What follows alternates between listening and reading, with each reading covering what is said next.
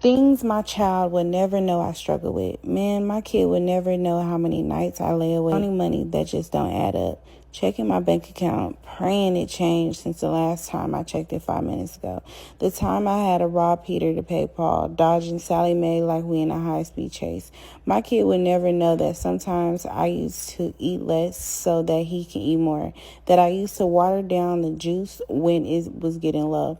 How I used to stretch the milk, remix leftovers like a damn episode of Chopped. He would never know how many times I smiled when I felt like crying. How I faked my energy so he wouldn't ask, Mommy, what's wrong? Because what am I going to say to my 4-year-old?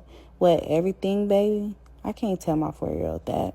He would never know I'd be Googling how to heal my childhood trauma at 3 a.m., trying to be the parent I never had, learning patience, learning softness, learning how not to snap when life got me feeling like a rubber band stretched out too tight.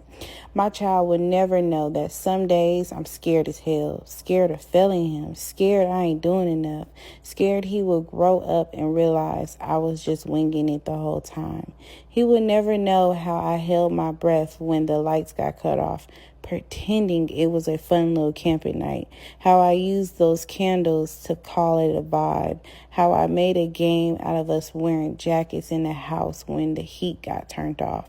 Like we was in survival show. You would never know how many times I stood in the store doing mental math, putting things back one by one like, nah, we just don't need it this week. He would never know that sometimes I just want to breathe just a little bit, just like one damn minute where I ain't responsible for nobody but myself. He will also know how much I love him, how every struggle, sacrifice, every sleepless night, it was all worth it. How I'll do it all over again just to see him smile, just to hear him laugh, just to watch him grow into something greater than me. My child will never know that I've been tired since before he was even born. Not a regular tired. I'm talking about a soul tired.